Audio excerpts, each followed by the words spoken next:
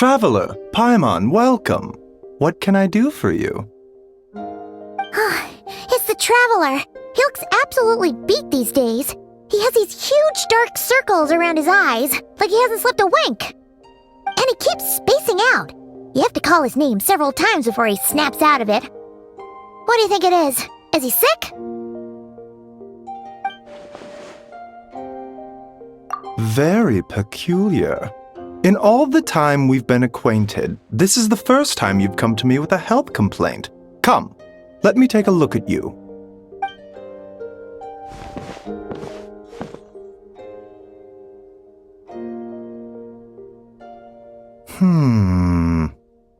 Okay, Paimon does not like that expression, Baiju. It's not serious, is it? Complexion is good, eyes are clear, breathing is steady, pulse is strong. Physically, you appear to be in good condition, Traveler. In theory, your energy level should reflect that. You should be feeling right as rain. Hence my concern. A clean bill of health is usually a good thing, but in this case, it likely means your situation is more complicated. Physical illnesses come with detectable symptoms that can be used to diagnose, medicate, and cure the condition. But afflictions of a non-physical nature, they fall outside a doctor's realm of expertise. Huh? What do you mean, non-physical nature? Curses, dark magic, it's hard to say. It could just as easily be a simple case of mental fatigue. Why don't you rest here for a bit? Whatever it is we're dealing with, clues to your condition are sure to reveal themselves in time. Once we know the root cause, we can administer the right treatment.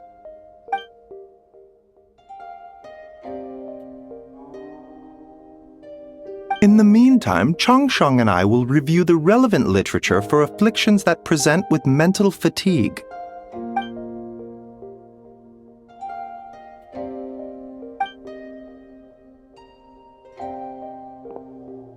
Oh, must be a rare condition if not even Baiju and Changsheng have seen it before. Well, all we can do is take their advice. You look like you're about to collapse anyway. Just get some rest. Paimon will be right here by your side.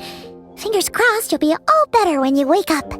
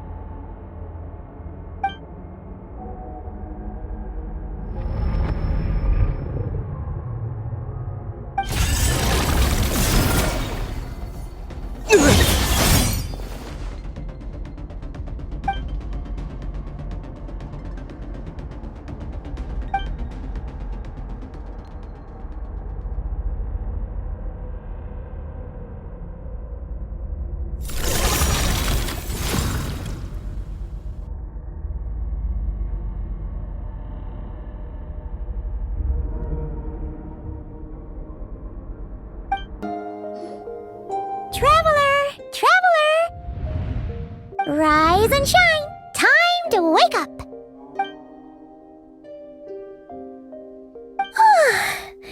For once, you're making Paimon look like an early riser. It's already afternoon. Hopefully all that sleep did you some good. Feeling any better? A cut? What? Did you scratch yourself in your sleep? All right, let Paimon take a look.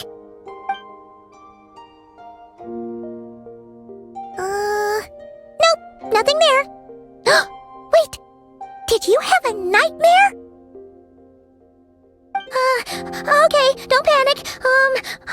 Paimon heard that dreams tell us what we need by showing us the opposite. So, if you had a nightmare, maybe all you need is something to cheer you up.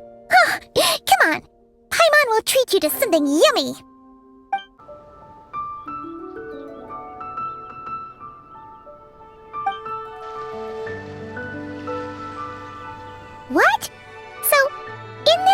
dream, you were trapped in a weird place with thick fog everywhere, and then a spike came out of nowhere and stabbed you in the back? Oh. Okay, well, that's a new one. Are you sure it was a dream? 'Cause from the way you describe it, it sounds like you were really there. But then again, you woke up right where you went to bed. And you were definitely in a deep sleep this morning. Then, it's decided. Paimon will stay up and watch over you tonight. If anyone tries to mess with you, Paimon will beat him up. Or, wake you up first and then we can beat him up together.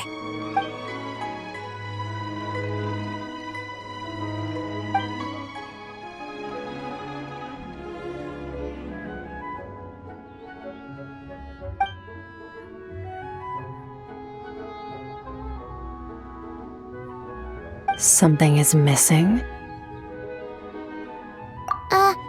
Did you just say something? The flesh remains whole, but the soul is incomplete. Left unresolved, the mind will wither away along with it. Ah! What the? Wait! Paimon remembers you! Your child's master! SKIRK? Right! What are you doing here? The last time we saw you was at the Primordial Sea in Fontaine, right? But then we left and never learned where you went after that. Child's been looking everywhere for you, by the way. What brings you to Wanmin Restaurant of all places? You came here looking for us? And were you the one behind that hocus pocus just now? Tell me, what is it that you saw? Tight-lipped, huh? I suppose that's fair. You, I'll take a glass of wine. Oh, of course! Coming right up. We make this one in-house. It's not too strong. Enjoy. Chef Mao, I'll take a grilled tigerfish over here. Coming right up. If I knew we'd be this busy, I wouldn't have approved Shenhe's vacation. At the end of the day, what happens to you is of little consequence to me. I'm not here to try and win you over. Trust me or not, the choice is yours. If you want my help, now's the time to speak up. You have until I finish my drink. I was investigating an abyssal disturbance in the area and happened to notice you. Part of your soul is damaged, and the wound bears traces of abyssal corrosion. Need I say more? Neither of those things sound good.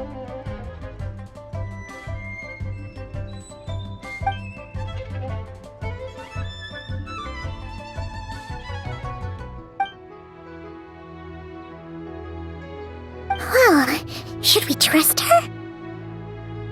She mentioned an abyssal disturbance. Maybe that has something to do with what's going on with you.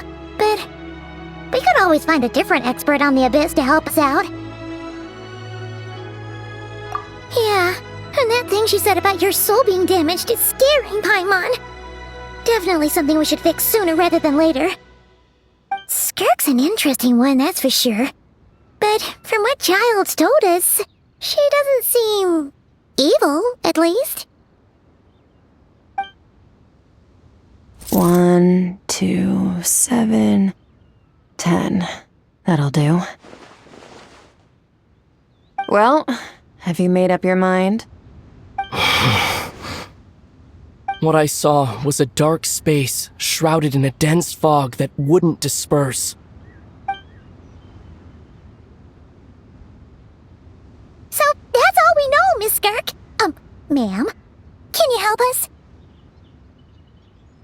So, you couldn't disperse the fog. I understand. Come find me in the Guili Plains when you're done here. Oh, and I left cash for the drink on the table. Settle the bill for me, will you? Oh, okay. Huh? She disappeared!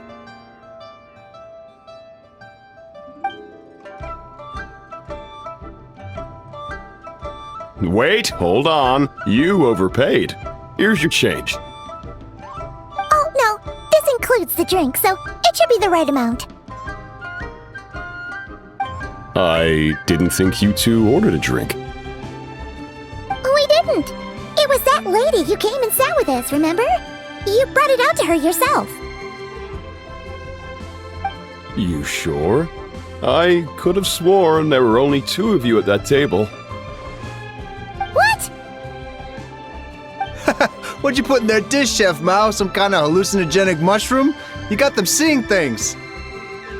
Seeing things? Wait, so neither of you noticed her? Young lady? About this tall, wearing a purple dress? She ordered a glass of wine! Oh, now you mention it, that vaguely rings a bell. And it looks like I did open the wine jar, so it must have just slipped my mind. In any case, that settles your bill. Come again soon. Coming! Okay, what was going on there? It's like they didn't remember SKIRK being there at all. Even Paimon was half convinced we hallucinated the whole thing. But that Mora she left for us was definitely real. Oh, this whole situation is giving Paimon the creeps. But anyway, she told us to head to the Guili Plains, right? Let's not keep her waiting.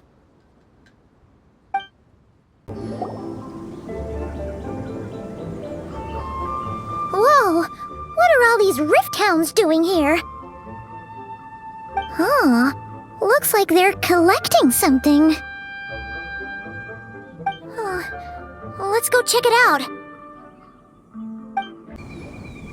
So, this is what they were collecting. It looks kinda like... Yeah, what is going on here? From the moment they are born, all beings with great power have an impact on this world. Even if their body is sundered and their soul extinguished, their influence remains. Gods are the most common example of that. The remnants of gods who fell thousands of years ago remain buried deep within the earth, carrying within them a warped will and a dark curse. Together, these remnants form what you call god remains, and it appears that some of those sealed here were dug up and removed. There are traces left, but they're fading fast. What are you doing? Nothing!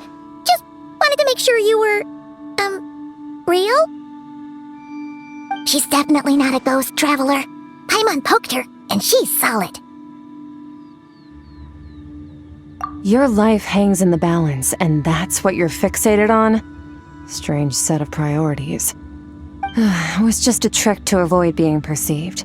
If someone notices me, those memories are erased. Simple as that. Unlike you, I have no desire to establish a connection with the world. The weak and the lowly have no right to remember me. They're lucky they only have a few missing memories to show for it. Now, can we please get back on track? Okay. Where were we? Right. The god remains. So, basically, there's now less of them here than there used to be, right? Isn't that a good thing? In our experience, god remains are 100% bad news. A lot of terrible things have happened because of them. Maybe it's a good thing by human standards, but power doesn't come from nothing, and it doesn't just disappear for no reason. The remains aren't just gone, they were taken. Very clever, traveler. You aren't the only one who had something taken from you. There are victims like you everywhere. The only difference being, you can speak, and the remains cannot, so it went unnoticed. Something similar happened in Sumeru. Within the span of one night, countless consecrated beasts were slaughtered, and a large amount of the god remains buried in the desert went missing. Of course, god remains are just one of the targets. The culprit is chipping away at sources of power all over this world, including the Stella Fortuna above. Wait, you mean... the stars? 42 of them have died out in the past few months alone. In Conria, people believed that powerful individuals have corresponding Stella Fortuna. Even should that individual fall, their Stella Fortuna would not disappear. but gradually evolve into a new constellation. Yet now, stars are disappearing from the skies entirely, and it's not hard to deduce what's happening to the power they contain. Something has been leeching power from this world like a parasite steals nutrients from a host. And now, it's no longer satisfied with the remains of the dead. It wants you. This time, it only took a fragment of your soul. But next time, there's no telling how far it could go. No one knows. All I know for certain is this. Getting back what you lost will not be easy. Considering how much power this entity has stolen, it must be a god-level being by now at least. But that's not the real concern. Souls are fragile things, and yours could easily be crushed if you go up against it. So you're gonna help us, right? We're going to help each other. You are my ticket to uncovering this thing's true identity. Well, great! You seem super strong and you know a lot about the Abyss, so Paimon will take it. Don't get all mushy on me. All I'm doing is helping you get back to normal after a sudden crisis. And I should warn you, getting mixed up with me can have unforeseen consequences. We're on very different journeys. You don't want to be in my debt, trust me. You help me uncover the truth behind this entity, and I'll help you recover what you lost. This is a transaction, that's all. You would do well to remember that. Now, come along.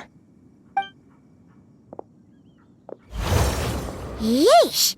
You'd think she'd be a little friendlier since she's agreed to help us. But nope, she's just like when we met her in the primordial sea. So cold. Well, whatever. If that's how it's gonna be, then she doesn't deserve our friendship. What she does deserve is a super embarrassing nickname. Ah, Paimon's got it. Frosty the Lavender Melon. Serves that Ice Queen right. Anyway, the important thing is that we get that piece of your soul back. So, let's follow her and see what sort of plan she's got.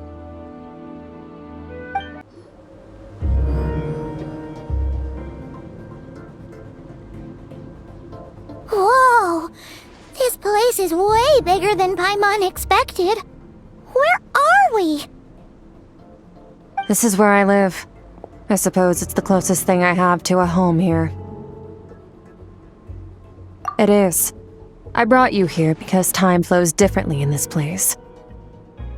I don't know how much Ajax has told you, but when he fell into this space, I mentored him for 3 months. In that time, only 3 days passed in the outside world. Ajax? Oh, right! That's Child's real name! Yeah, Paimon remembers him mentioning something like that. So, a month here is equivalent to 1 day in the outside world? That should mean we're safe from that power-hungry soul snatcher for now, right? Yes, well, I didn't bring you here just to show you around. In the outside world, the traveler could be attacked at any moment. But coming here has bought us quite a bit of time.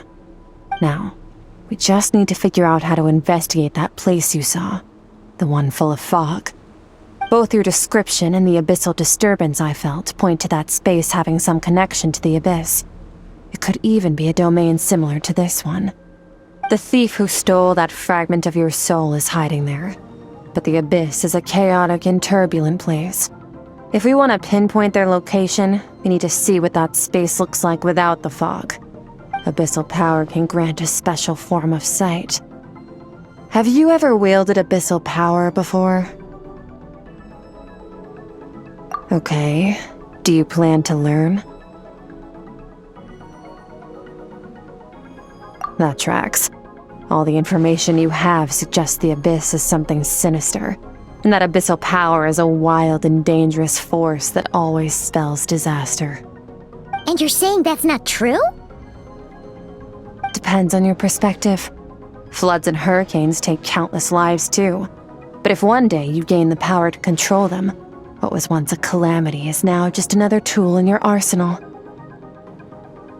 I'll respect your opinion, though. Just means we have to turn to the second best option. A little abyss crystal that contains my power. Wear it on your head, and we'll be able to perform dream mirroring when we fall asleep. Dream mirroring? It means experiencing whatever the other person is dreaming. Everything they see, think, and feel.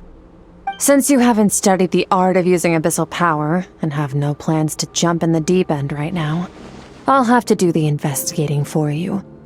With dream mirroring, every time you slip into a deep sleep, I'll see with my own eyes whatever scene plays out in your mind.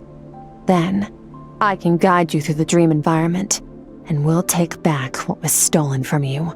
Huh. You make it sound so simple. Tough to say. This is an unprecedented situation for both of us. Even assuming we do manage to find where this entity is hiding, like I said, getting your soul fragment back won't be easy. To play it safe, I need to give you some special training first. Wait, you're gonna teach him some of your martial arts? Does that mean the next time we see Child, we have to treat him like our senior? Do as you want. For my part, I don't see you as my disciples. You're already a pretty good fighter. All I'm planning to do is build on your current skills and train you for the specific scenarios that I think we might face. But that's enough talk. If you're ready to do this, then come with me. Time might be more lenient here, but that's no excuse to waste it. Oh, she moves fast. Paimon can hardly keep up with her. So, special training, huh? Kind of a rare opportunity. With your skills, there's not a lot of people qualified to train you. The last time something like this happened was probably anti-Raiden Shogun training, right? Oh, feels like a lifetime ago. SKIRK seems pretty strong too, though. Remember how she said that the all-devouring narwhal was just her master's pet? Maybe we really will learn something here.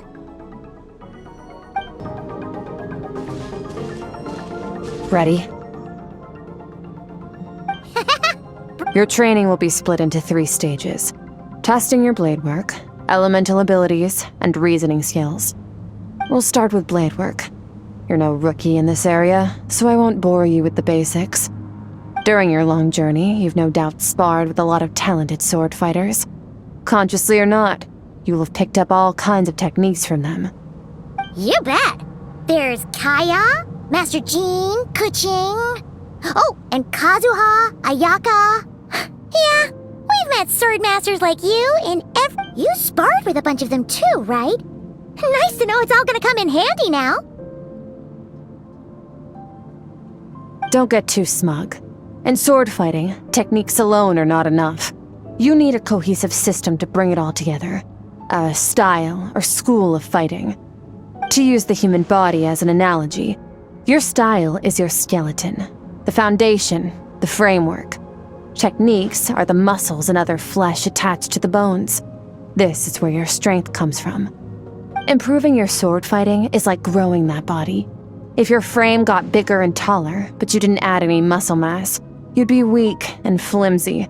Then again, if you packed on pounds of flesh without a big enough frame to support it, you'd end up bloated and unwieldy. You need to do some introspection. Take a good, hard look at your past experiences and figure out which parts of what you've learned are just techniques, and which parts can be used to form your own system of blade work. Only then will you get the full utility out of all your thoughts and observations along the way. Only then will every strike you deliver make perfect sense. Wait, is that it? Paimon thought you were gonna teach him some cool new moves. Like when you went swoosh and opened a tunnel to another place. One day, you'll reach a new level of power where you realize that even that's as basic a trick as any other. But right now, our sword styles are so wildly different that teaching you mere techniques is pointless. There are no shortcuts in the pursuit of power. Failure is your best teacher, and rigor is your coursework. That's all I have to say. Time to make a start. Train until you're satisfied with yourself.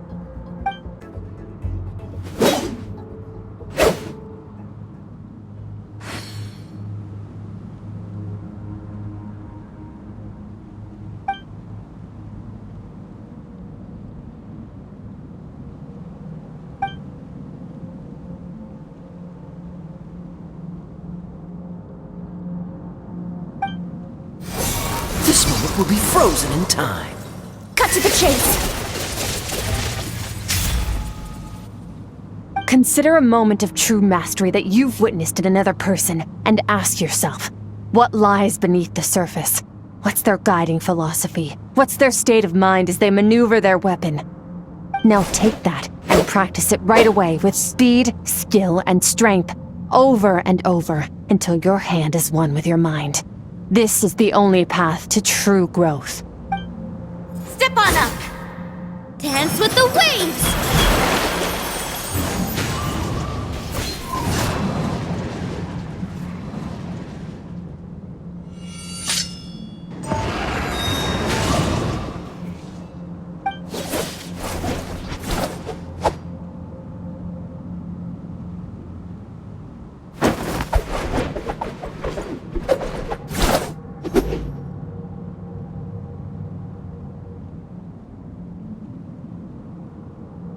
If you start to tire, empty your mind, but do not stop.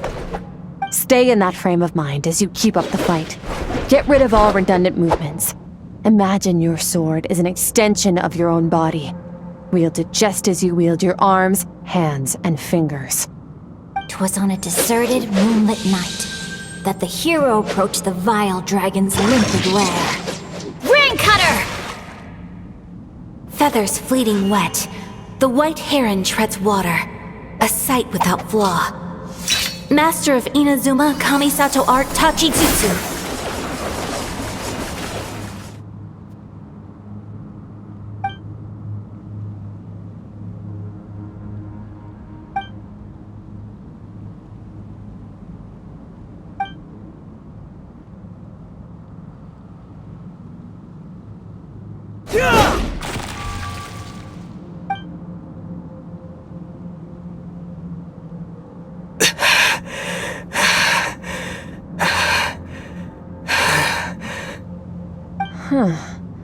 Looks like you've made some real progress. Awesome! Paimon knew you could do it! How do you feel? As you should be. Time flies when you're training hard. You've actually been going for several days now with no rest. Yeah, meanwhile Paimon's had a whole bunch of naps. But you were so focused, she didn't want to interrupt you. Go get some sleep. I'll be doing the same very soon. Let's hope you see that foggy place in your dream, so I can get this investigation over and done with.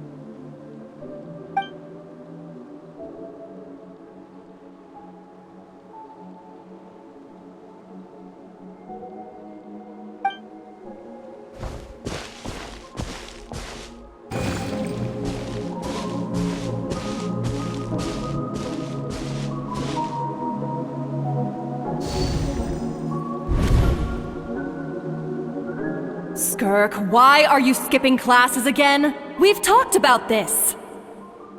'Cause he's a crabby old man, and he's a boring old man. I don't like going to his classes. Excuse me. You shouldn't talk about your teacher like that. It's very disrespectful. All right, let's not get into a big fight about this. SKIRK's learned what she needs. There's no point forcing her to sit through more classes if she doesn't want to be there. But I'd still love to hear about what you got up to yesterday. Why don't you tell your dad all about it? I went diving, and I saw this huge fish. I never knew they could get that big. It looked kinda dumb though, with that stupid big fat head. I tried to shake its fin, but it just spat water at me. Oh, and today, I'm gonna go to that prairie up north. There's supposed to be this giant bird there that can spit fire. I bet if I climbed on its back, it could fly me all the way to the stars. Then I suppose your old dad should get one as a pet too. Otherwise, how are you gonna hear me call you for dinner up there in the stars? When it's time to eat, I'll come back on my own, Zilly. Anyway, gotta go. Bye, Mom. Bye, Dad. Wait! Put on a coat at least. You'll catch a cold. I'm talking to you, young lady. You spoil that child, you know. Ever since that merchant ship arrived, she practically... Let the kid do what makes her happy. Besides, we both know you're all bark and no bite. Come on, our little adventurer is gonna be hungry when she gets back. Let's get started on dinner. The stars shimmer high above. But what lies beyond the stars? Mountains as far as the eye can see? An endless snowy plain? Or maybe buildings taller than the sky, like the people from the merchant ship said? I can't be the only one asking these questions. The universe is fascinating. If only I could meet some other people like me. We could set sail together and explore every corner of the world.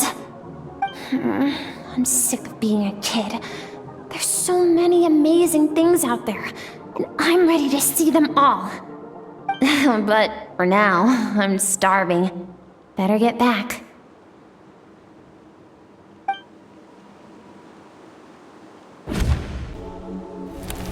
Don't let a single one of them get away! No, please, spare the children! Stay back! They're coming! Run! Help! Eliminate the threat. Take them down! Don't be scared. Ah! This way! We'll never make it! Fire. There's fire everywhere. What happened? I told you we shouldn't have trusted these outsiders!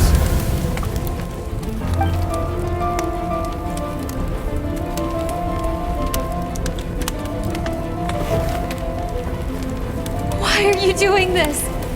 What did we do to deserve this? We welcomed you with our finest food and drink, showed you the best our home has to offer, gifted you cloth dyed by our own hands. And this is how you treat us? Run! Save yourselves! Captain, Zone 3 is clear and we have Zone 2 surrounded. Begin extermination. Remember the orders from upper command. No one is to be left alive. Rest assured, sir. We have enough munitions to annihilate these savages and burn their entire civilization to the ground. Good. The only ones who put up a real fight are that man and his wife, correct? What's their status? We shot the man in the ankles and the wife broke her wrist attempting to fight back. They won't be doing much more fighting. They're holed up in their home for now, but they won't last long. To prevent them from making some kind of last stand, we're planning to clear out the other zones first so we can send a bigger squadron to surround them. Well, well. Turns out some of these beasts do know how to use their claws. Now the threat these savages pose will be undeniable. Let them cling to what's left of their lives for a little longer. Once the other zones are cleared, I'll cut off their heads myself. Dad? Mom? SKIRK, you're all right? Thank heavens. I'm so happy to see you, sweet girl. But you need to go. It isn't safe here. They'll be back any second. What happened? You're bleeding a lot. Dad? Mom?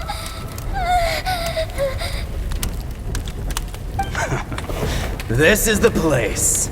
Alert all units. Prepare to surround. Run, SKIRK! Run as far away as you can! Don't trust anyone!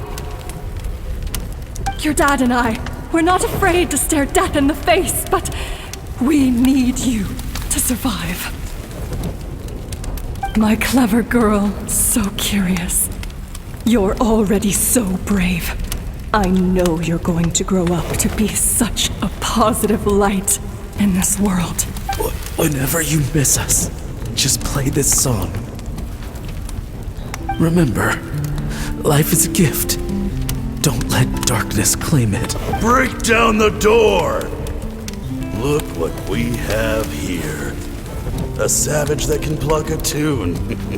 Well, the show's over.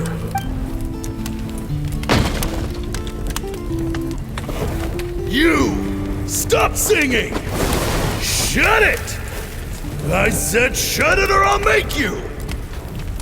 Fine. Have it your way!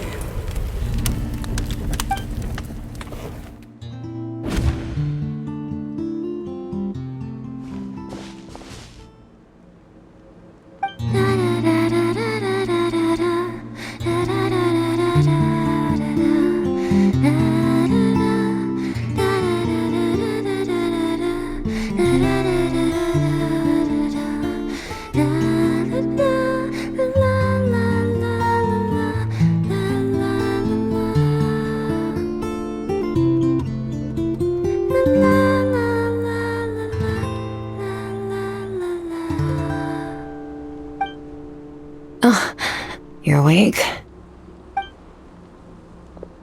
I found a few clues while you were asleep, but it's only a start. Now, time for the second stage of your training. This time, the focus is elemental energy. Come find me when you're ready to begin. Man, staying in the abyss feels so surreal, don't you think? No day and no night. It's like time hardly exists. If we weren't careful to keep track, it feels like we'd have no idea how long we've even been here. Well, except for the fact that Paimon still gets hungry like clockwork. You go do your training. Paimon's gonna grab a bite.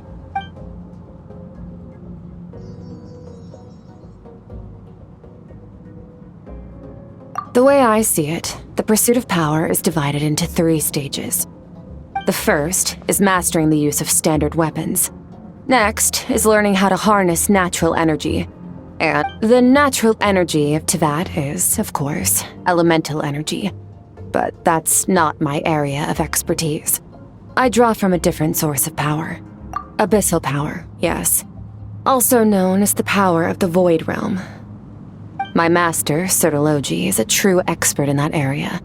After all, he was one of the group of 5 that infamously stole the all-encompassing power of the Abyss.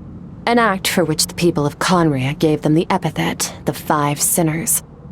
The elemental energy of Teyvat, on the other hand, is derived from the power of the Light Realm. These 2 forms of energy exist in direct opposition to each other. Suffice to say, there's not much I can teach you this time. A keen observation, traveler. Call it respecting local norms. The Abyss stands in direct conflict with the will of this world. So, to make my life easier, I disguise my power to make it appear cryo-like in nature. It's a technique I learned from some Conrian ruins, known as the 7 Shifting Serpent. If you ever change your mind about delving into abyssal power, I can teach it to you. So I've heard. You seem to have a knack for removing abyssal power. But is purification really what's going on there? Like I said, power does not simply disappear. Just thinking out loud. Let's focus on your elemental training. That's what's gonna help us if the situation gets tricky. True growth comes from adversity, but only if you make the choice to pick yourself up again every time you fall. So, it's time to push yourself to the limit, and then keep pushing. This is the only way to advance at pace.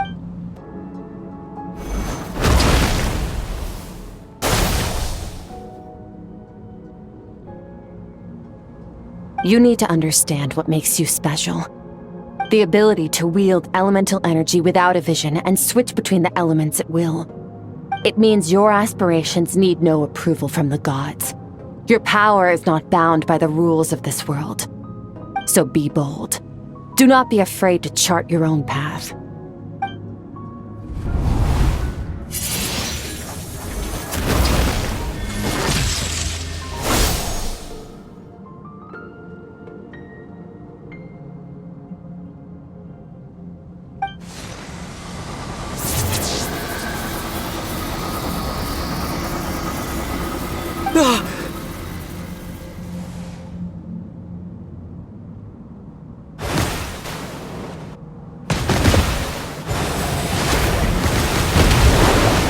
Very good. It seems you've reached a deeper level of connection with the elements. Long enough for you to lose yourself in your training, which is a good sign. Relentless practice with the elements has drained all your strength, but it's also what allowed you to make progress. Get some rest. When you wake up, we'll proceed to the final stage of your training.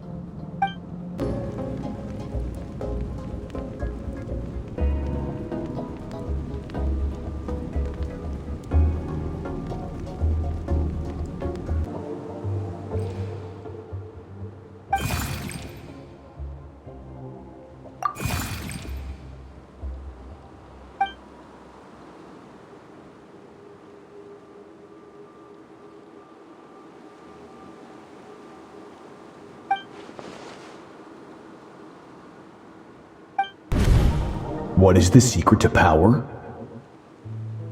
Longing, hatred, self-preservation. No, it is fear. The fear of losing those you love. The fear of watching your home burn. Fear of loneliness. Fear of death.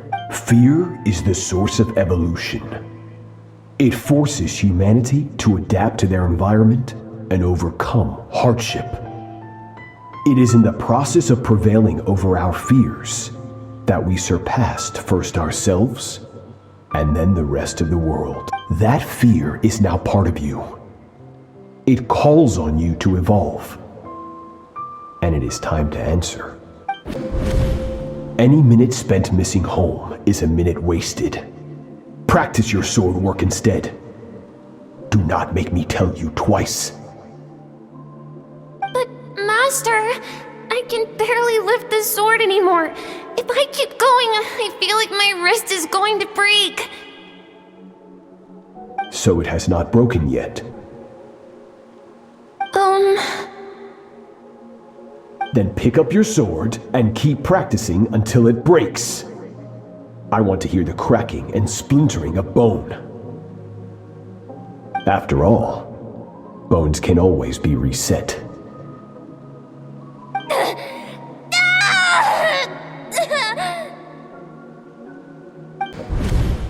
Good, SKIRK. Once again, you survived. How do you feel? Cold and pain.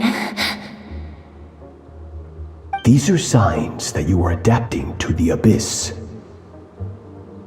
Each time the flesh is torn and the spirit crushed, each time you claw back from the brink of death, you become stronger.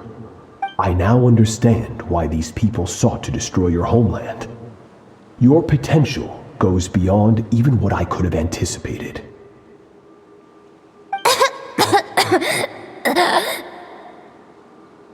But you still have much to learn in your pursuit of strength. Your mind is rife with distractions. From now on, I shall show no mercy in your training. You must learn to shut out all the pointless emotion. Crush the self that makes you weak, and become master over your physical form. Get up, SKIRK. Wipe the blood off your face. Cut away the rotten parts of your flesh, and mend what is broken. Then take up your sword.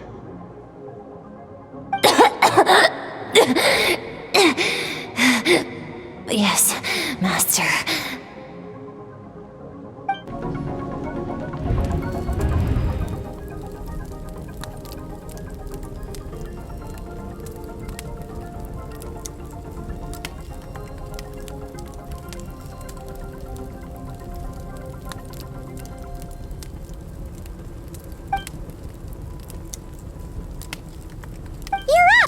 Hopefully you got some good rest.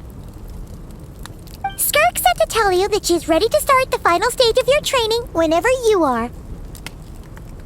So, want to head over now? Or did you want to wait a little?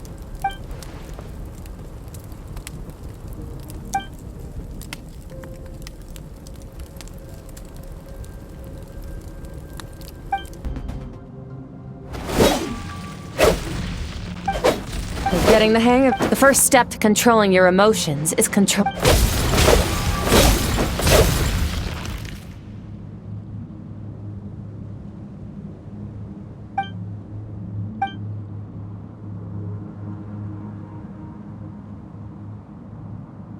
Your mind is rife with distractions. From now on, I shall show no mercy in your training. You must learn to shut out all the pointless emotion. Crush the self that makes you weak, and become master over your physical form.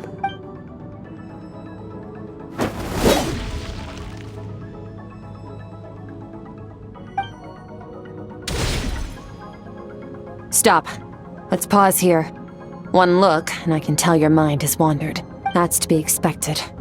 There's a limit to how long a human being can concentrate on one thing.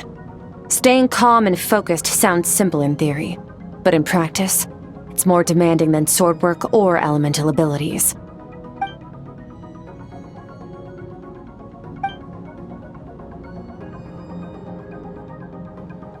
Get some rest. No point training further if you're already dead on your feet. Like I said at the beginning, the only goal of this training is for you to reach a point that you're satisfied with. You managed to push past your limits, which is a good start. You can be proud of that and sleep well knowing that you've earned it.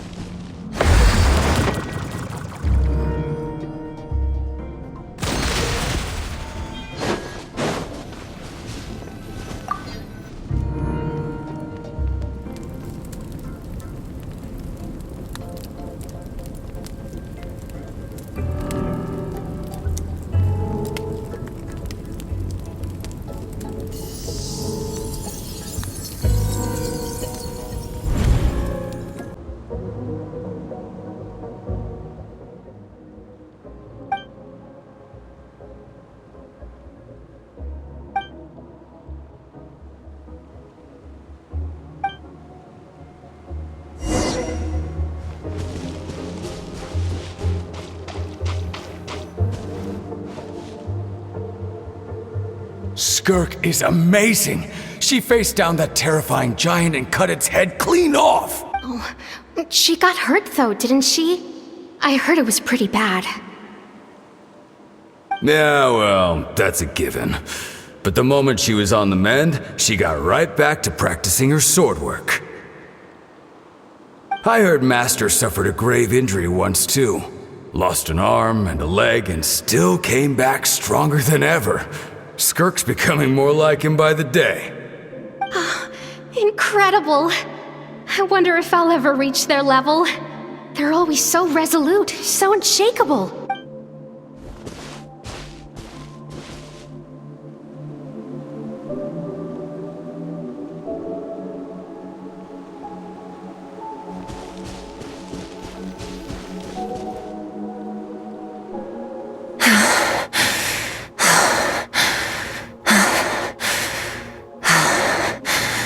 Pathetic. You're not even trying. You're so much weaker than you think. SKIRK, have you become a positive light in this world?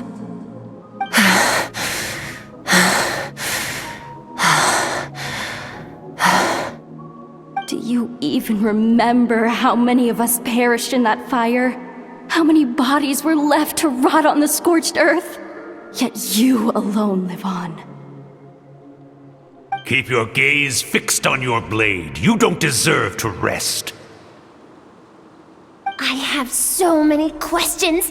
I just want to jump in a spaceship, explore the whole universe, and get answers from the stars. I just need to wait till I'm grown up. Then I can do anything. Now, you must bid farewell to who you were in the past and become someone stronger. Run! SKIRK! Run! Only death awaits us here. Keep running, and don't ever look back.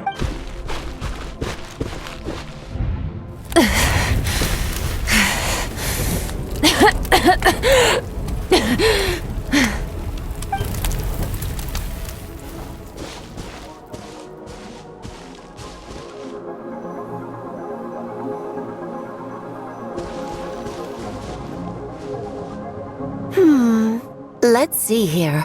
First things first, you need a new identity.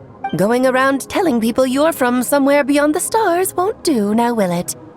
How about saying, you hail from beneath the earth instead? As the Conrian saying goes, venturing out into the universe and down into the abyss are the same in that both are braving the dark unknown. Well, I'm a visitor on this planet, so I'll follow the rules. Ah, splendid. That saves me quite a bit of trouble. Let me offer you a piece of advice in return, although it might not be what you want to hear. I know the pursuit of strength is important to you, but taking a moment for yourself every once in a while is never a bad idea. Ignore her existence for too long, and there will come a day when you can no longer hear her voice.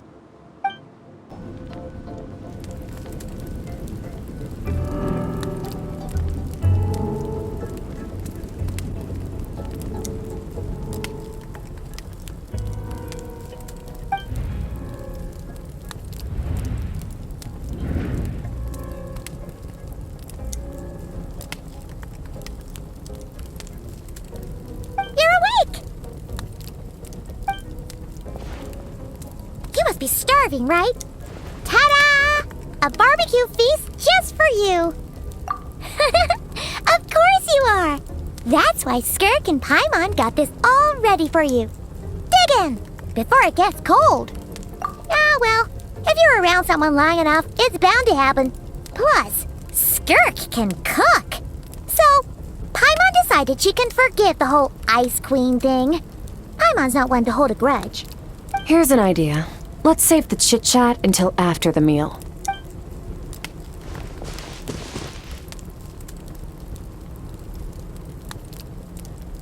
Ugh, so full. Okay, it's Paimon's turn to sleep now. Wake her up when it's time to go.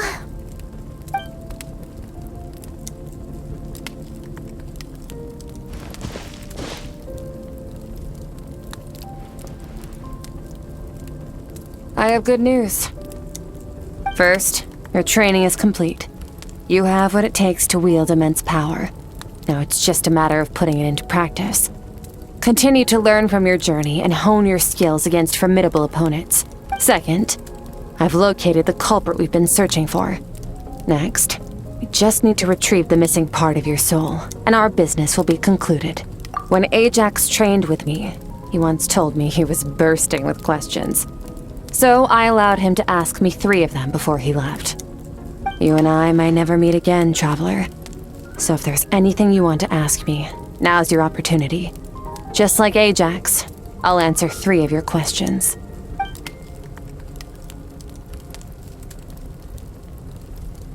Are you really from Teyvat? Okay, not the angle I was expecting. What makes you ask that? I'm sorry I didn't tell you earlier, but while we were dream mirroring, I think I saw your memories.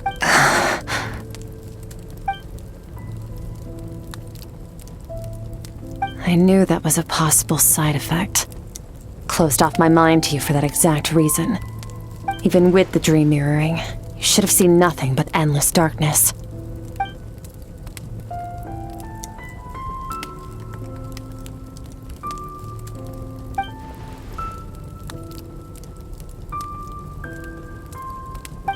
Whatever. Must have been a flaw in my execution. I shouldn't be too surprised. Due to some recent circumstances, my self-control has been lacking as of late. Since you've seen what you've seen, there's no reason to hide the truth. All I ask is that you keep it a secret. No, I'm not from Teyvat. I'm from a different planet. And there was a time when I journeyed through the stars. A lot like you in some ways. Like me? Do you mean you're also a descender? No, we're different in that respect. You're influencing the fate of this world. But me, I'm just passing through. Several hundred years ago, my master, Sertologi, opened the border between worlds and sent me here. But this is not my home. And one day, I'll return to the vast unknown of space. So, there you have it. On to your second question.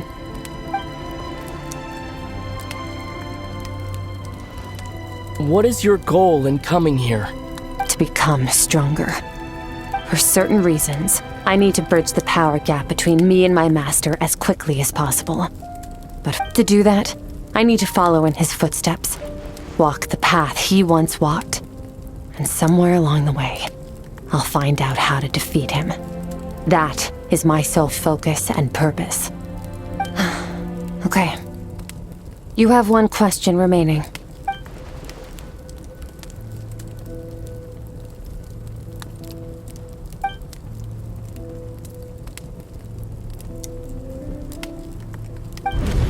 You make it sound so easy. Ever since the incident I experienced there, I've never stopped searching for Master SKIRK and that unknown abyss. But it's been years now, and I've still found nothing. Well, your last question? You know Child is looking for you, right? Are you going to let him see you? Ajax. His situation is different than yours. Before you ever crossed paths with me, you'd already encountered many formidable people, studied their techniques, and developed your own skill set. So, during your training, all I had to do was build upon that foundation. But Ajax was so young when he came to me. A complete blank canvas. Children can't help but imitate their role models. In the long run, that would only hinder his growth. Once Ajax has enough strength in his own right, I will allow us to meet again. Until then, let that motivate him to reach his full potential.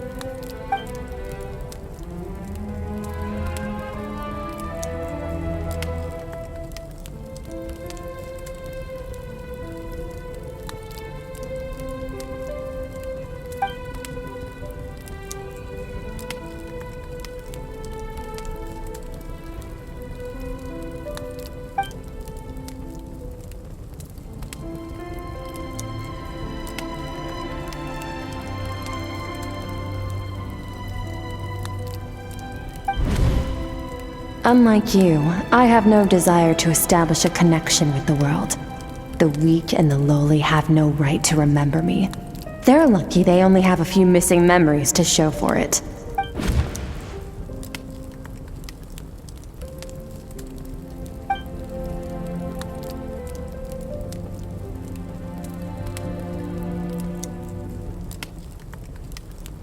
Wake up your companion. It's time to go. Oh, and everything I just told you. Best keep it a secret from her as well. Wait! This is near the chasm, right? Yes. If we enter from here, we'll be able to reach that place from your dream.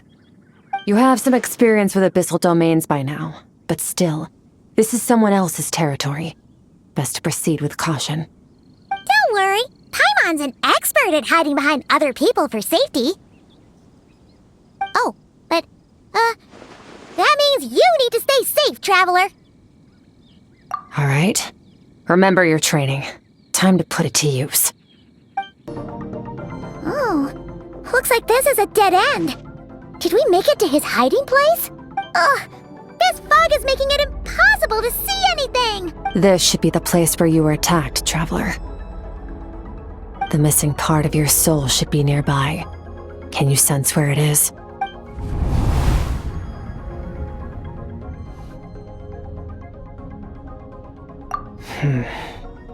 Our opponent must have covered his tracks just in case. Otherwise, you should have sensed it much more strongly. Hold on! Look! The spikes are back! Stay calm.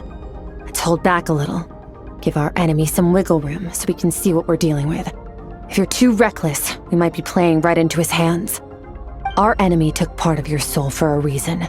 It's likely he integrated it into his attack somehow. If we're smart about this, we can track it down.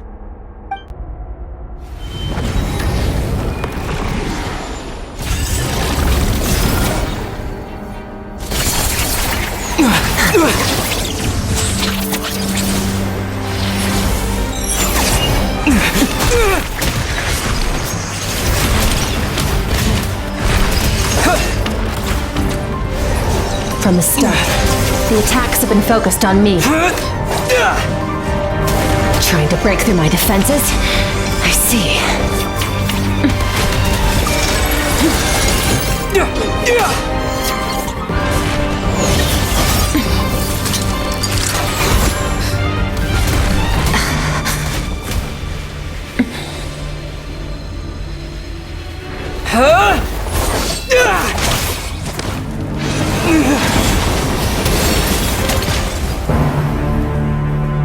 You alright? That thing was...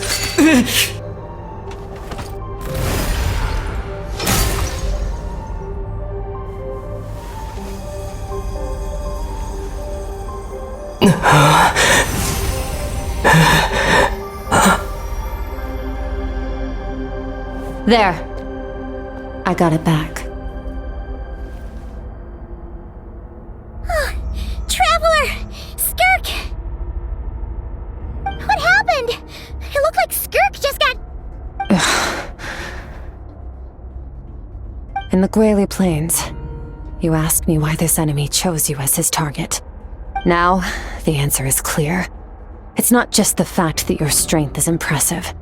It's also because of your ability to, as you put it, purify abyssal power. Whatever that actually means. The fact is, that ability allowed him to do something that should have been completely impossible. Namely, break through my defenses and steal my power. No, he couldn't have known I'd come to his domain. He only stole your soul fragment because he knew the value of its power. I doubt he expected it to come in handy so soon. Call it fate if you want. I believe that's the term they use in this world for arbitrary coincidences like this. In any case, it works to our advantage. Once I realized what he was using that power for, it gave me the chance to get back what you lost. I'll cope. Well, done gorging? Good. Time to answer some questions. How did you get the power of the all-devouring narwhal? The all-devouring narwhal? Oh, of course! Paimon knew that spike thing looked familiar. It looks just like that narwhal's horn! I highly doubt you acquired that power through your own strength. Tell me I'm wrong. You're desperate enough to scour the land for god remains and whatever vestiges of power you can find. That alone proves you wouldn't be able to defeat a creature like that. Which leaves one possibility. You know my master, the Foul, Sertologi. The Foul?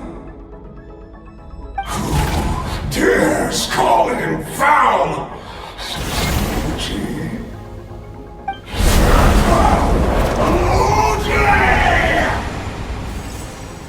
What's wrong? Bit off more power than you can chew? You're struggling to hold a basic conversation. Just a little longer. I'm still... Look! It's back! Those obsessed with power will let it devour them before abandoning their pursuit. Keep calm and use reason to decide the best course of action.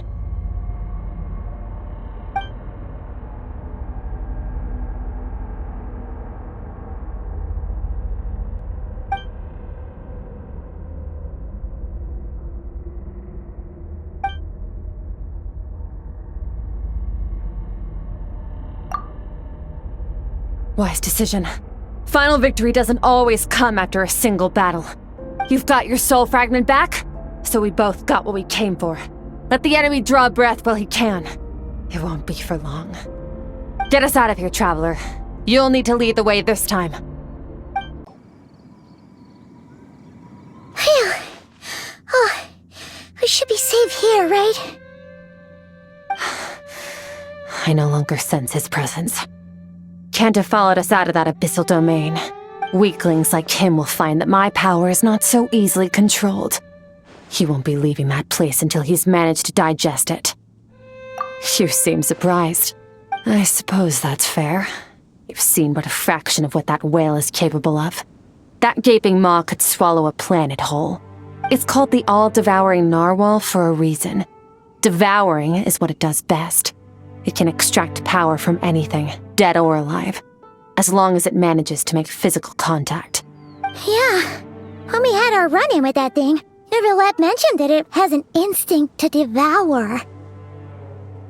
Your dragon friend recognized the nature of its abilities and used the power of Hydro to protect you. That worked because it was in a satiated state, so it was somewhat less aggressive than usual. It's a different story when it has no more power to feed off of. That's when its true voracious nature kicks in. It could devour everything on the planet in that state, which is why I cast it into that void space. But I hadn't counted on there being anyone left on this planet capable of wielding its power. To me, that says he must have encountered the whale a long time ago. Meaning, he must have known my master. Exactly. It told me everything I needed to know. Hence why I said we both got what we came for. And I believe that brings our transaction to an end. Now that you're whole again, you can get back to your own journey. I'll handle the rest of this situation myself. No way! We can't leave now! Something was stolen from you because of us! We have to help you get it back! This isn't my first taste of failure or losing power. When you fall, you get back up again and become stronger. That's how it is. But what if that monster finds you before you're all better? Plus, how are you gonna get home? It's not like you can just go swoosh and open a door to the abyss again. Not without your full strength. So, sticking with us for the time being doesn't sound so bad, does it? Fair enough. Then take this. What is it? A bag of Mora. Nothing in this world is free. I know that much. I'll leave the planning to you. Hurry up and decide where to go. We shouldn't linger. Huh. This bag from SKIRK has a ton of Mora in it. Does she have a job or something? Wait, no. After what we saw at Wamin Restaurant, that seems impossible. Can you imagine? It would go something like... I'll be collecting my paycheck now, boss. Oh, sure thing. Wait, who are you? Have we met? Can't hold a job if you make everyone forget about you. So, what did she do to get all this Mora? Claimed some buried treasure, took care of a few monsters that were causing trouble. Nothing untoward. It's safe to use. You heard all that? A sonorous voice like yours is hard to miss. I wouldn't be surprised if the sound of it traveled to the nearest mountaintop. Then, did you by chance happen to hear Paimon's little, joke earlier? You mean when you called me Frosty the Lavender Melon? No, sorry. Paimon totally misspoke just now. She didn't say that at all. It was, Paimon like. Yeah, she's a piece of work, that one. Always impersonating Paimon and giving people weird nicknames. Okay, fine. The truth is, Paimon didn't like you all that much at the start. But things are different now. You helped the Traveler in a big way, so... What do you say? Friends? Ugh. I noticed there was only one bed. Go ahead and get some rest. Wait, what about you? I don't get tired, and I don't need rest. I'm going to practice my sword work. That should help me regain some strength. But your shoulder... Hey, don't just leave! Whatever. Let her tire herself out. She'll come back eventually. Let's get some sleep, Traveler. That comfy bed is calling, Paimon.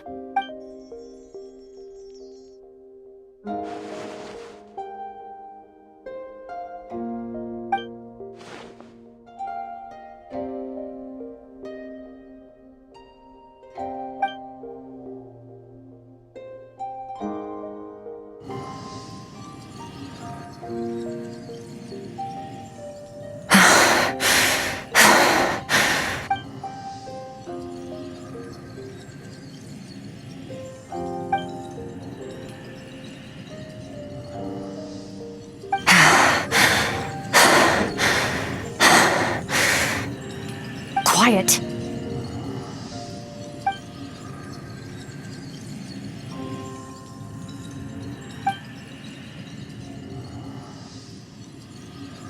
Do you even remember how many of us perished in that fire? How many bodies were left to rot on the scorched earth? Yet you alone live on. Keep your gaze fixed on your blade. You don't deserve to rest. Run, SKIRK, run! Only death awaits us here. Keep running, and don't ever look back.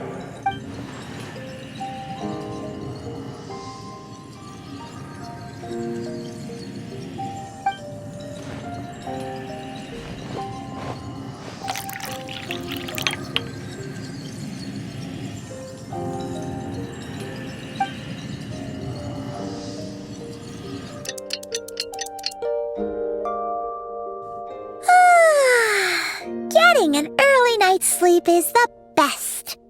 That bed was so comfy. Wait, SKIRK? Have you been sitting out here the whole night? The bed's all yours if you want it. About 60%, maybe 70. Whew! Paimon thought it would take at least a couple of days. That was fast. No, not fast enough. That's 20% less than last time. Same training regimen, same intensity. Nothing felt different, but somehow the outcome fell short. No, I think the problem's with me. I need to meditate for the next 2 days.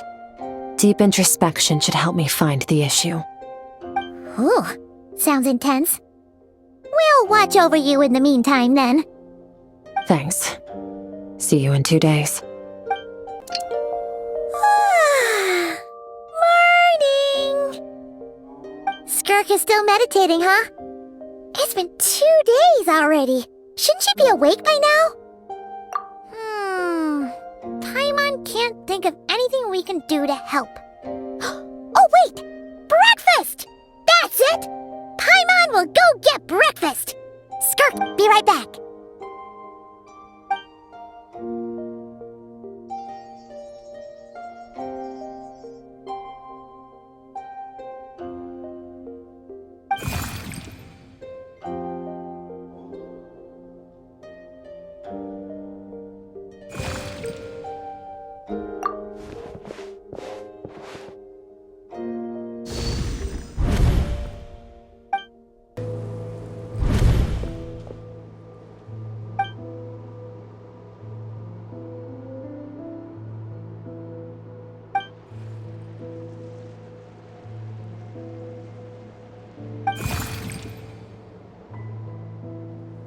That's right. This is SKIRK's inner world. Think of it as the threshold between the soul and dreams. This isn't your first time here, but what you remember is probably a space covered in darkness. I only managed to illuminate a small portion for you back then. Actually, it's my first time talking to someone like this. I only managed to break free and bring you here because the injury weakened her power. I guess that's why I can speak again, too. Call it fate, if you want. I think that's the word they use in this world for lucky coincidences like this, right? Now, before I take you to her, I gotta ask. You're the first outside visitor to ever come here, so what's your impression of this place? Oh, you noticed. This river represents SKIRK's strength. Strength accumulates over time. It is the summation of a person's lived experience. So this river is where all the fragments of SKIRK's life should converge into a single stream of memories and emotions, flowing forward as one. But as you can see, this river has been severed numerous times. It's because SKIRK doesn't like who she was in the past. And all she sees reflected in the river is a disgraceful shadow of who she was. She cuts through water and rock with the sword of reason, severs her connection with the past, and begins anew. You must learn to shut out all the pointless emotion. Crush the self that makes you weak, and become master over your physical form. This isn't my first taste of failure or losing power. When you fall, you get back up again and become stronger. That's how it is.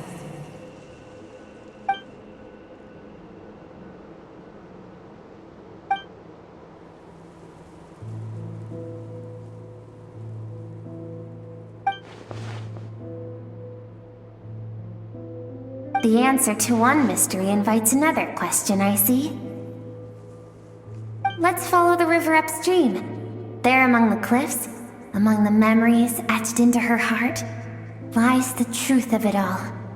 Soon, you'll understand everything.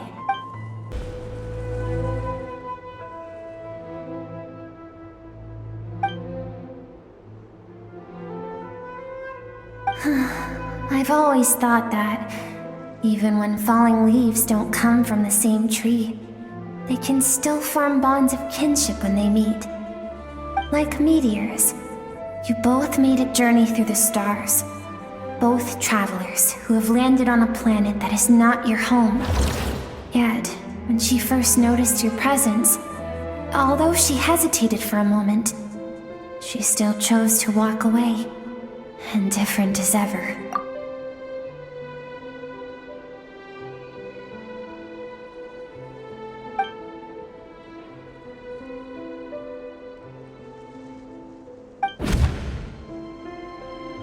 Seems like you've answered your own question. SKIRK sees herself as a trespasser in this world. She's made a conscious choice to avoid altering its path. But the reason for that decision stems from events much earlier on in her life. Let's keep going. It's still a long way to the source of the river. You now have what it takes to wield immense power. From this day forth, I shall teach you no more. No one can become a worthy warrior through imitation alone. I have given you fangs and claws. Now, you must learn to hunt. You wish me to travel the world beyond on my own, Master? Indeed. Make new friends. Embark on your own journey. And piece together a new future from the shattered remnants of your past. We will still have contact through the abyss. But know this. One day, I will take the life you worked so hard to rebuild and reduce it to ashes. Just like the fire that haunts your mind. Why would you do that? I have told you before, fear is the catalyst for human evolution. You have tasted loss. You have known fear, so deep it can be felt in the bones. But as living beings, we all have an instinct to detach from that which harms us. And thus pain dampens over time, and the acrid taste of fear becomes but a distant memory. Yet now, I have bestowed upon you the gift of fear eternal. It will drown you in the nightmare of your childhood, or it shall drive you to defeat me, whatever the cost.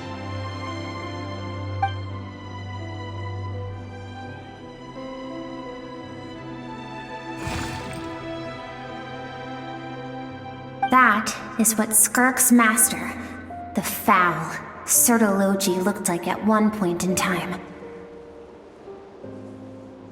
Of course, as a higher being, physical form is a triviality to him.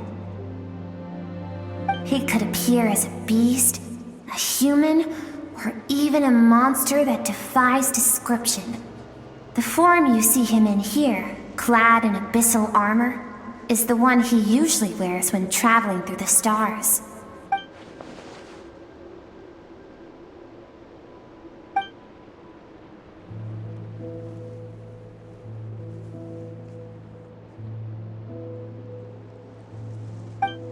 For certain reasons, I need to bridge the power gap between me and my master as quickly as possible. But first, I need to understand the source of his strength. To do that, I need to follow in his footsteps, walk the path he once walked, and somewhere along the way, I'll find out how to defeat him. That is my sole focus and purpose.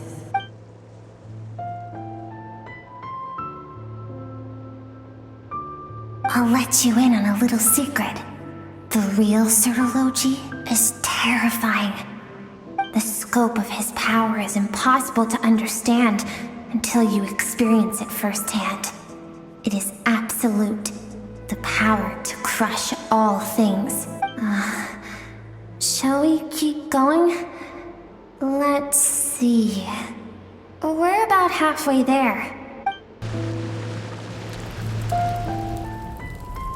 We've made it quite a ways already. This is SKIRK, when she first began training under Sertologi. I have set your broken wrist. Tomorrow, you're to train twice as hard. No tears this time. Good. Attempting to garner sympathy through tears is a habit of the weak. A pitiful, useless ploy. Can I ask a question, Master? Why did you save me? I keep thinking, maybe it would be better if I had died. I wouldn't be haunted by that fire all the time. I wouldn't have to go on like this. I saved you because I have a plan for you. It has been too long since I fought a battle that demanded my full strength, and I hunger for it. Every so-called genius and prodigy I have faced has crumbled like sand underfoot. Before me, even fate bends the knee. So, I will teach you everything I know. Train you by whatever means necessary, in the hope that one day, you might surprise me. But I don't want to draw my sword against you, Master. What you want matters little.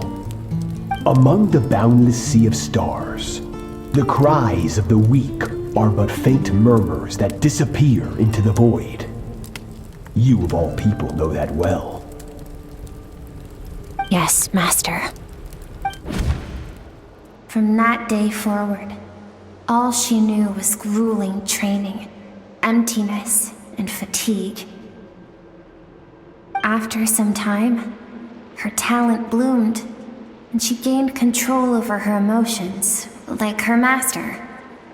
How should I put it? it was not that human emotion disappeared from her heart, but that reason came to dictate all she was allowed to feel. I suppose it was at this point that she became the SKIRK you know today.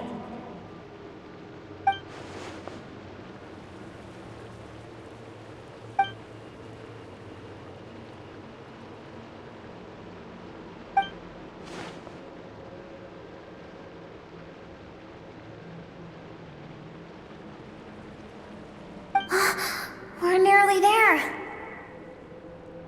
I almost don't want to reach the end.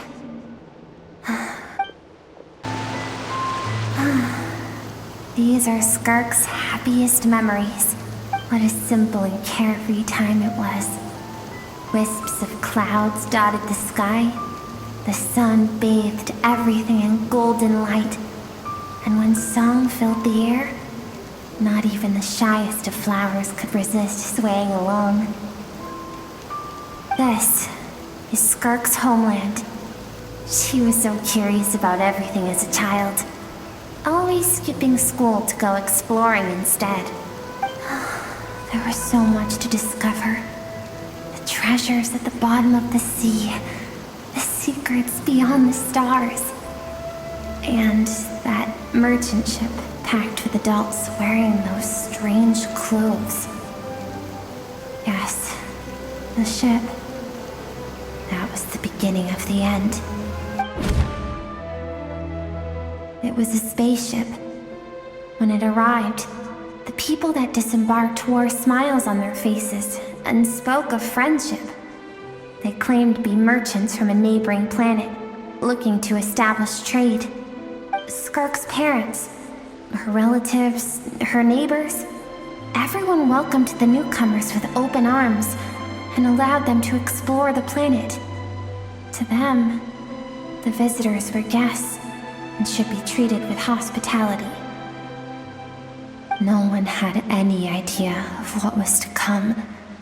Several months later, an army of unknown origin arrived without warning and carried out a ruthless campaign to destroy everything and everyone on the planet.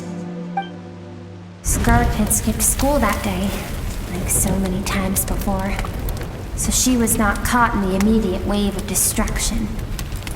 But when she came home that day, only fire and ruin awaited her. Countless people cried out to her for help. People she knew and loved. Friends and relatives. The little girl who lived next door. The shop owner with the bad leg. The bad-tempered teacher she had made fun of just that morning. Their lives were discarded like worthless trash as the fire consumed one life after another. SKIRK was helpless. All she could do was run. And so she did. She kept running until an unexpected figure crossed her path. If Sertology hadn't been there in that moment, the fire would have claimed her life too. And there she would have remained, left to rot in the scorched earth, with no answer as to why any of this was happening. Because she and her people were seen as a threat. As the initial merchant ship explored the planet, they discovered that it hadn't always had the condition to support life. Yet there was evidence of human activity, even during the periods of extreme heat or cold in the past. Further research revealed that, over time, the people of this planet had evolved the ability to adapt to any type of environment or energy source. For that reason, the outsiders viewed them as a potential threat and decided to eliminate them before the threat could rear its head. And so, the army was called, and the so-called danger was wiped from the face of the planet. Senseless, isn't it? Deemed a threat because of a gift they didn't even know they had. Perhaps it was their own innocence and kindness that doomed them. But if those with power get to decide good and evil, then all you can trust in is the sword in your hand. And so, before death could claim her, she ran.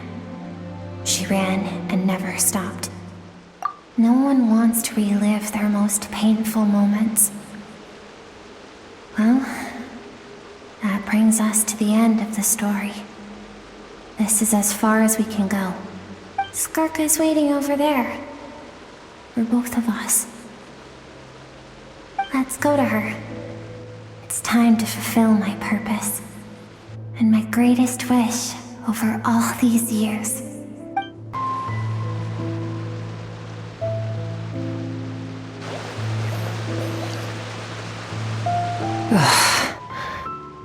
So all this, just so you could bring him here. I have things to say to you. Well, to me. I want someone to witness our reconciliation, even if it takes an argument to get there. And he is the best choice in this moment. Her suppressed emotional self. The version of herself she keeps locked in the recesses of her mind, stifled by reason. All those rejected impulses, those discarded aspects of your past selves, they are a part of me now. I am who you used to be. Someone you have refused to face for too long. So, I came to face you instead. You're wrong. I've faced you all along. And that's exactly why I keep you locked here. Your existence makes me weak. Moments of joy and longing are when we are most vulnerable. Don't forget, it was a penchant for goodness over reason that doomed our homeland in the first place. The vastness of the universe renders everything insignificant. Our feelings most of all. Even so, learning from the mistakes of the past doesn't have to mean erasing everything. Strip yourself of your so-called weaknesses, emotions like kindness and empathy, and what makes you any different from the ruthless soldiers who slaughtered our people? The difference is that I'm doing what is right, what is necessary. I allow you to exist, but with limited freedom. That is the greatest kindness I can offer. I've shouldered everything you couldn't carry. I rose above the numbness and emptiness, and it was cold, unfeeling reason that brought me this far. It made me who I am. It made me strong. That is the problem. I want to shoulder those things together. On the grand scale of the entire universe, maybe our feelings are vanishingly small, but why should that mean they don't matter? Emotion gives warmth to the cold expanse of space. It gives meaning to the world around us. Think back to those nights of gazing at the stars, those afternoons of exploring the unknown. Think back and let them grant you peace. A brief respite from the pressure you put on yourself.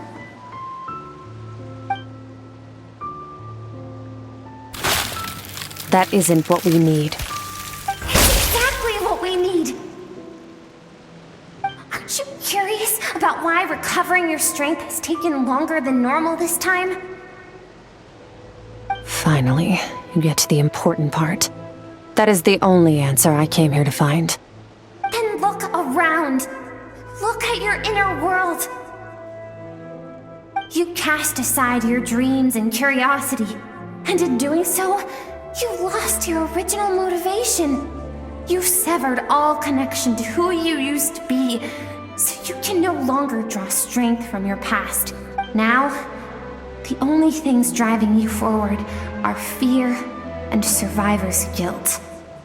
But these cannot take you far enough.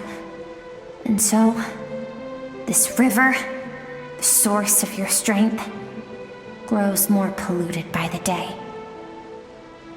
And you think that means I should seek help from a weak little thing like you? Your emotional self isn't weak. The fact that she transcended time and broke free from her constraints to come and face you, that proves it. Thank you for saying that. I knew bringing you here would be the right choice. To be honest, I'm not here to argue with you. This isn't about who's right or wrong.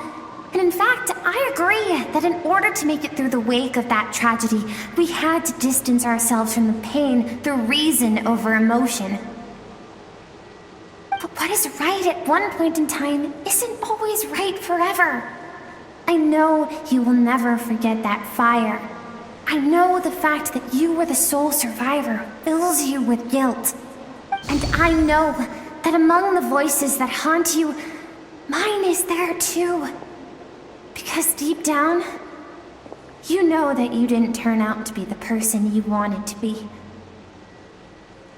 All those unfulfilled hopes are like knives to the heart. And I don't want you to hurt anymore. So even if you can't accept me, I hope, at least, that you can let go. I keep thinking, maybe it would be better if I had died. I wouldn't be haunted by that fire all the time. I wouldn't have to go on like this.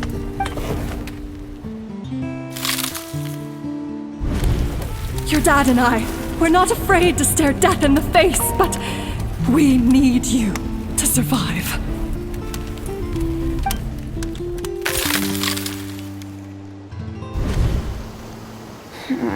I'm sick of being a kid. There's so many amazing things out there, and I'm ready to see them all.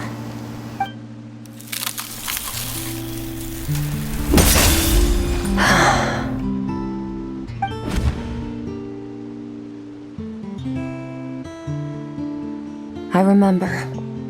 There was a song Mom and Dad always sang when we went out to fetch water. Dancing water. The sand along your path is begging for your song and movement. Will you carry this burden with you on your journey? I am not the dancing water, and you are not the burdensome sand. But if this is your wish, then I will carry you with me until the end. Thank you. I should be thanking you.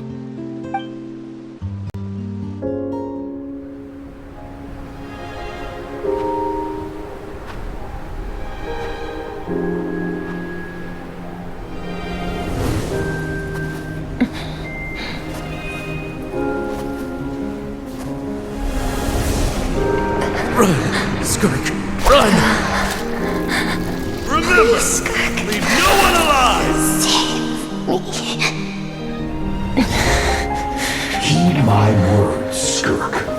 Let fear take root in your soul. Did you survive? Why was it only you? SKIRK, did you become a positive light in this world?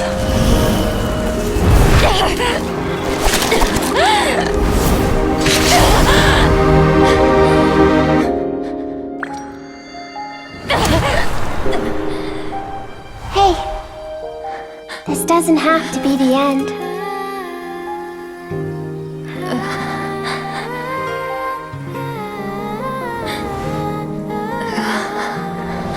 Life is a gift.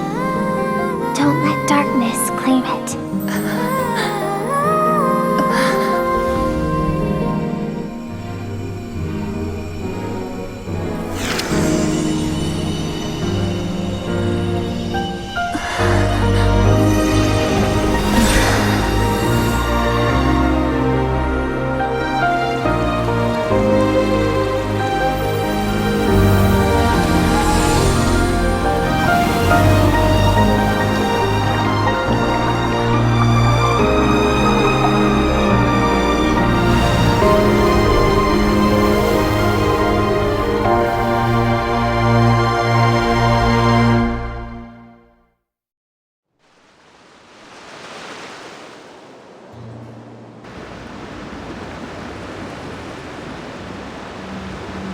So, you saw my memories then.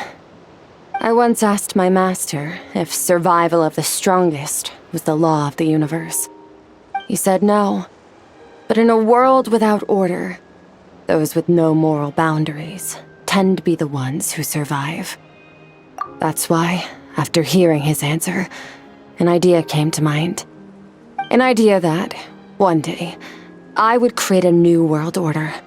One in which there would never be another tragedy like that fire. One in which power was not the law of the land. But that means I must defeat him.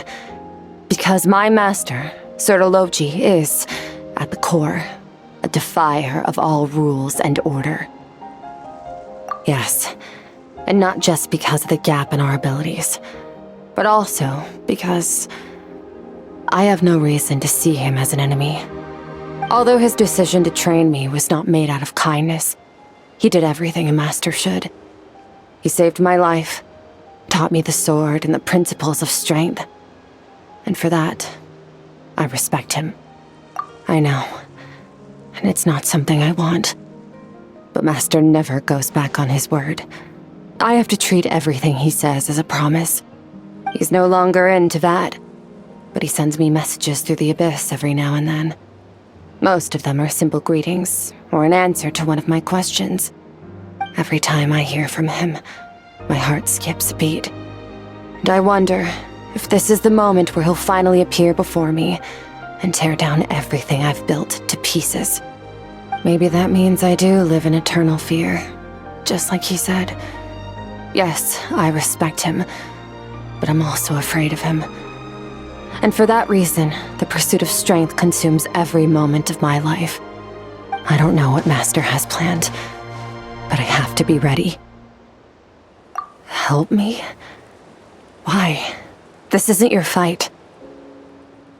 Because if we want to build the world we both want to see, everyone has to be willing to fight for it. If we all do our part, we can make the entire universe a kinder place.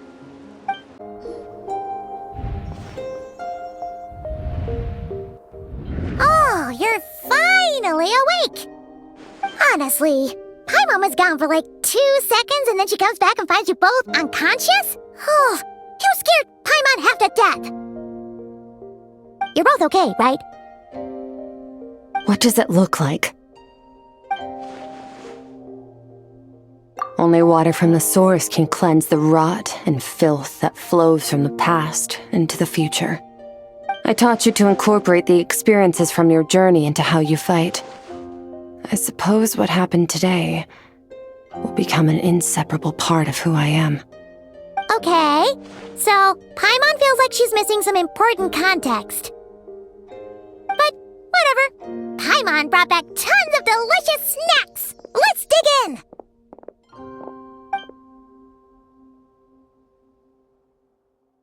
All right, it's about time we finished what we started. We're gonna deal with this thief for good, right?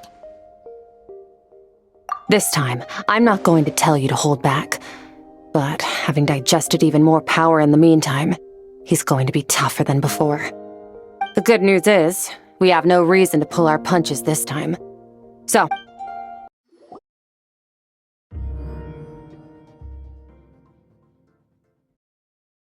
the fog is gone!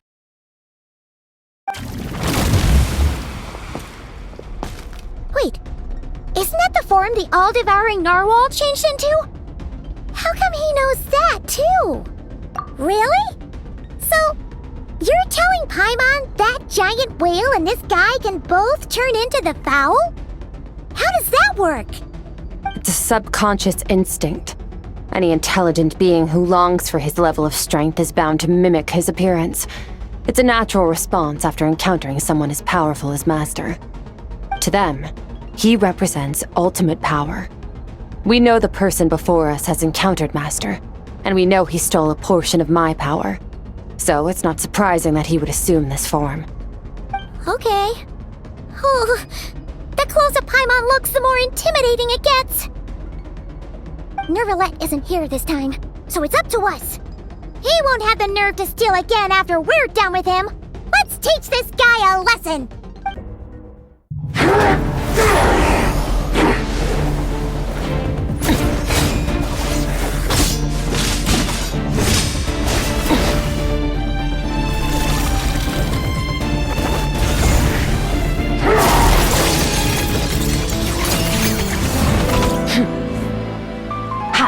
of my power.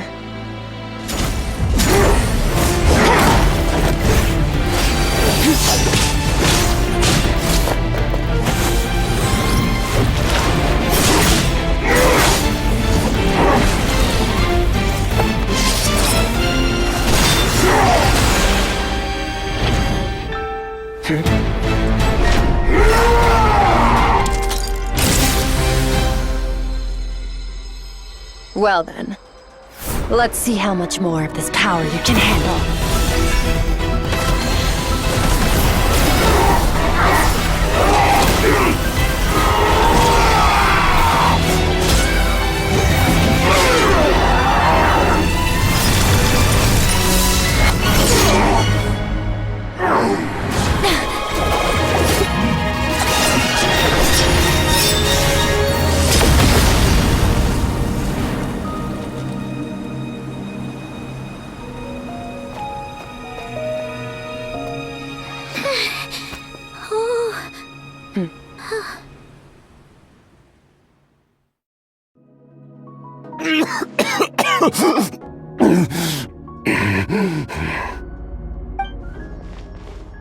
Well, have you come to your senses?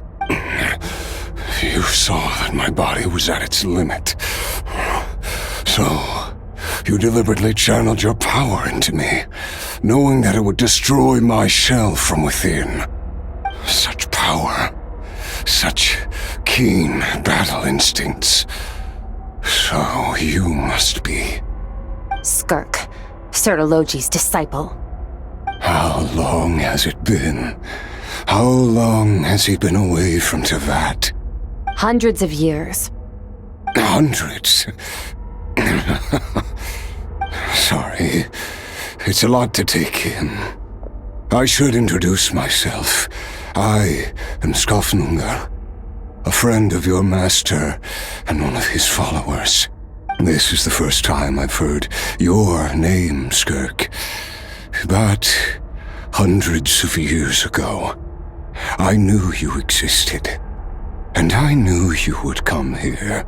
Hundreds of years ago?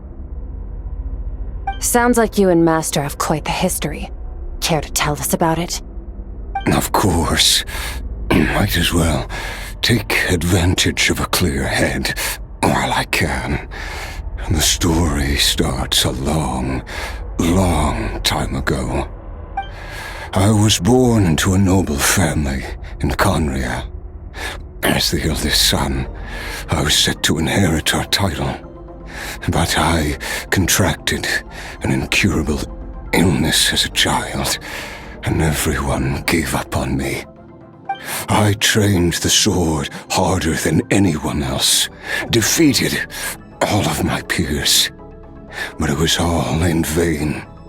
When other people looked at me, all I saw in their eyes was pity or a strange glee in my misfortune. Even my parents were just waiting for me to die. Over time, my heart hardened, and I became aimless. That was the point where I met your master, Sertologi. We were similar in age, but different in background. He was born in prison, the son of criminals who had been sentenced to death. He spent his childhood wandering the streets, facing more criticism than the literary works in the Universitas Magistrorum. Yet, he always wore a smile on his face, as if kindness and malice were one and the same, and he could not see the difference. I still remember what he said to me when we first met.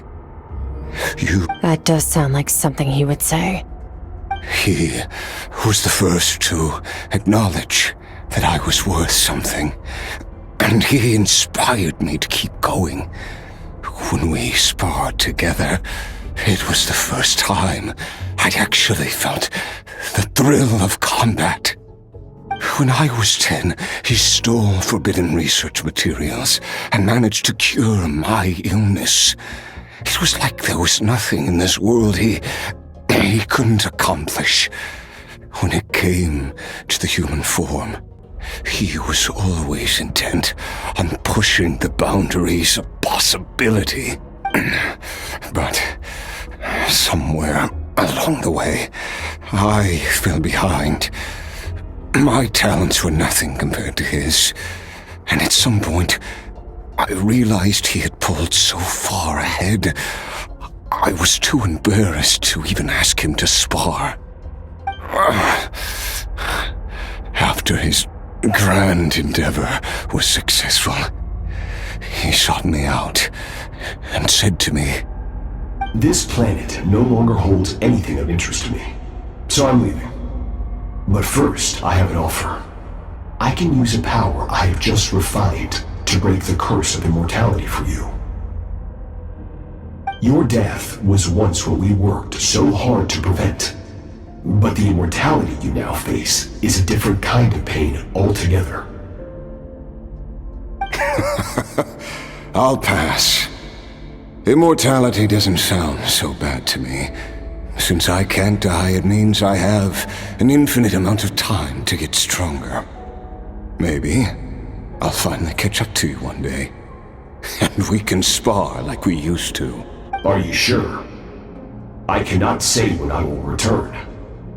Your body, or rather, your soul, might not be able to withstand this curse. All I can do is try. After all, a wise man once told me, people need to fight for their own survival. Wise indeed. Nevertheless, if you grow weary of the pain of immortality, and wish to experience a good sparring match before you wither away, seek out my disciple. Disciple? Never thought I'd hear that word coming from you. Nor I, but Vedifenir said I was destined to find a disciple out there in the universe, and bring her to Teyvat. You know as well as I, Vedifenir's prophecies are never wrong. Well, now I'm curious about who this disciple of yours will be. All Vedifenir said was that one day, the stars shall bow in her honor. Sounds pretty impressive. Of course. Only the most outstanding people would have the right to become my disciple. Still self-assured as ever, I see. But you're not wrong. I'll be leaving then. Oh, and if you are serious about getting stronger, I left you a little gift in the primordial sea. As I've said before, walk whatever path you want. Freedom means even the wicked get to make their own choices. Waiting for me in the primordial sea was the all-devouring narwhal, already beaten into submission by Sertologi. In its weakened state, I was able to cut off part of its flesh and sew it into my own heart. Your heart? That sounds like torture! How did you even survive that? Because, of course, I bear the curse of immortality. So, you used the curse to turn yourself into a vessel for power. Even with that whale's ability, devouring power like that is not something the human body can withstand. With your body and soul constantly at the breaking point, it was the curse of immortality that sustained you. But that is not the path to strength. You have to pour your heart into it, work for it, dream of it. Instead, you stole something that didn't belong to you, and it backfired. You're right. I should have known better, but I had already pushed myself to my limits, and he was still miles ahead of me. So I had to take a leap of faith. I miss your master. I miss the days when we were all together, troublemakers without a home. I don't regret the choice I made. But if you'll allow it, I do want to apologize. To both of you. After the beating we just gave you, I think we can call it even. You're an interesting one as well. Sertologi's disciple. That's a lot to live up to. It can't have been an easy experience. I know what he's like. He rules with an iron fist, using despair and fear to force you to catch up to him, all the while standing ever out of reach. We're like mountain climbers in the dark, never knowing how much higher we have to climb, or when we will see the sun again. True. But I made up my mind long ago. No matter how dark it gets, I will not give in to despair. I will overcome it. Besides, after hearing your story, I suspect what Master really wants is not a battle that demands his full strength, but rather a defeat without regrets. Oh? Since you're his friend, you must have some things in common. The first time we came here, when you stabbed me through the fog and stole my power, I felt no emotion coming from that spike. But when you had to devote all your strength fighting me just now, I could feel joy and passion emanating from your blade. It was the joy of a researcher discovering the truth of the world, the joy of an artist uncovering a temple of wonders. Interesting. I'm certain I didn't express those emotions outright, yet you were able to read them from my blade, like a glimpse into my inner world.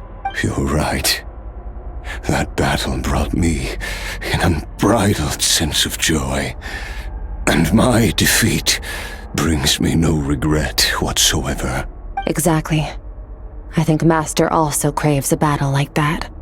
One where his opponent forces him to use all his strength, unlock the extent of his potential, and transcend his own limits. A battle to end all battles, after which all can come to an end, including, perhaps, his life. For that very reason, good and evil are meaningless to him. He has one purpose, one goal: to complete himself. It's one of the secrets to his strength. Perhaps you're right. Perhaps that is his call. What a battle that would be.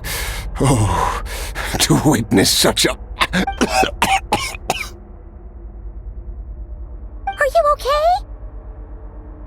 Too many different kinds of power are surging through my body. The curse of immortality allows it all to coexist, but it does not remove the pain. I won't be able to hold on to my sanity for much longer. What a shame. I would have loved to witness that battle. Sertologi once offered to free me from this curse. Now, I must ask that of you, SKIRK. Can you release me from the pain? I can, but not through death, if that's what you were hoping for. It's not a suitable punishment for your crime. As an alternative, I can take your consciousness, along with all the power you've consumed, and smash it to pieces. The impurities will dissipate, and under the curse of immortality, your mind and body will regenerate. When that process is complete, you will be back to who you were before, no longer tortured by powers you can't control. But it will be a time-consuming and painful process.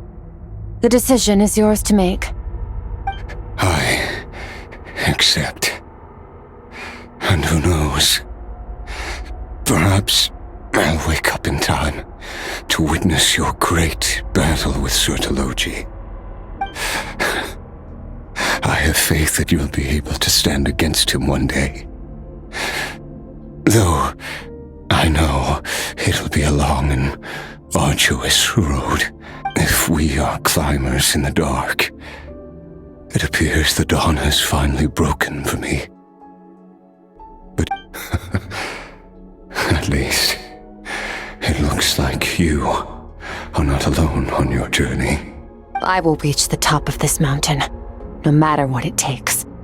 And you, Skofnungur, will be my witness at the end of all things. That's finally over. Let's get out of here. At least we don't have to make a mad dash for the exit like last time.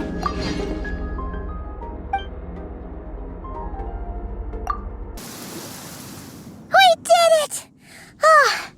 It's only been a few days, but it feels like forever. Once again, we've proved there's nothing we can't overcome. We're just that awesome. Wow, you sound even more confident than usual. Guess you really have become stronger. Today sure went by fast. It's night already. Oh wait, that reminds Paimon. The stars you mentioned, the ones that died out, are they back now? Yes, the power Skofnungur stole has been returned. So, the stars have regained their light. Great! It's crazy that you even noticed their light was gone. There are so many stars in the sky. If a few disappeared, Paimon definitely wouldn't be able to tell. I suppose it's because I have gazed upon this sky for centuries. The false stars, hanging in the meticulously planned sky, glittering with rotten light. It's not real. And yet, it is for that very reason that I can look upon it and enjoy the momentary peace it brings. Even the most beautiful of bubbles has to burst. We will return to the real universe one day, whether of our own volition or not. Time marches ever forward. Even the innocent and naive will taste life's bitterness. Yet through hardship, we grow until we learn to seize the sands of time for ourselves and uncover our true strength. Though we gaze upon a false sky, its vastness and majesty is palpable. One can only wonder, what is it going to take for kindness to reign supreme in the vast expanse of the universe? This is all going over Paimon's head. But if she knows one thing, it's that the traveler always finds a way. Ever since we met, he has filled Paimon's days with happiness. No matter how tough things get, he always finds a way to make it better. If it's too big a job for one person, then we'll do it with two. And if two's still not enough, then three. We've met so many amazing friends and accomplished so many amazing things. As long as we don't give up, we can make any wish come true. I suppose when it comes to you, anything is possible. Well, I should be going. Now that my power is no longer isolated from my emotions, I need more practice to get used to it. I suppose fate will decide. Maybe we'll bump into each other on the street. Or maybe we'll reunite on a different planet entirely. Regardless, reunions and partings are but passing moments. More than anything, I hope that at the end of this journey, wherever it takes us, we stand in a world reborn. One without war, pain, or forced partings. One where new life can bloom, even where there was once nothing but scorched earth. For this, we must all work to become stronger. Goodbye, traveler. Remember your training. Make sure to put it to use. Bye!